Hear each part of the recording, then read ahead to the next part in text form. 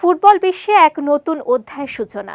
২০০৬ সালের পর প্রথমবারের মতো ফিফপ্রোর বর্ষসেরা বিশ্ব একাদশে জায়গা পাননি আর্জেন্টাইন মহাতারকা লিওনেল মেসি। টানা ১৭ বছর ধরে ফুটবলারদের ভোটে নির্বাচিত এ একাদশে মেসি ছিলেন অপরিহার্য। তবে ২০২৪ সালে এসে ভেঙেছে সেই ধারাবাহিকতা। সেরা একাদশে নেই মেসির চিরপ্রতিদ্বন্দ্বী ক্রিস্টিয়ানো রোনালদো। প্রতি বছরই সেরা পারফরমেন্স করা ফুটবলারদের নিয়ে বর্ষসেরা একাদশ ঘোষণা করে পেশাদার ফুটবলারদের সংগঠন ফিফপ্রো। এবারও ব্যতিক্রম হয়নি। তবে এ বছর বর্ষসেরা সংক্ষিপ্ত তালিকায় মেসি রোনালদো থাকলেও চূড়ান্ত একাদশে জায়গা হয়নি এ দুই তারকা ফুটবলারের।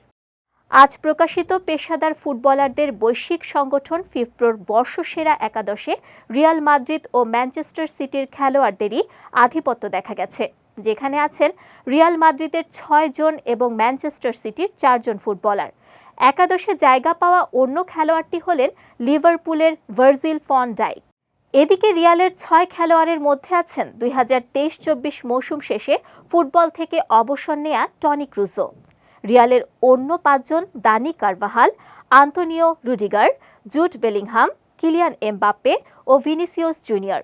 এদের মধ্যে এমবাপ্পে অবশ্য বছরের প্রথম ভাগে খেলেছেন ফরাসি ক্লাব পিএসজির হয়ে।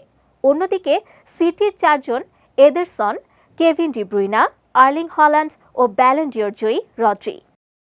ছেলেদের একাদশের মতো আজ মেয়েদের বর্ষসেরা একাদশও ঘোষণা করেছে ফিফপ্রো। ছেলে মেয়ে মিলিয়ে বর্ষসেরা একাদশ নির্বাচনে ভোট দিয়েছেন বিশ্বের ৭০টি দেশের ২৮,০০০-এরও বেশি পেশাদার ফুটবলার।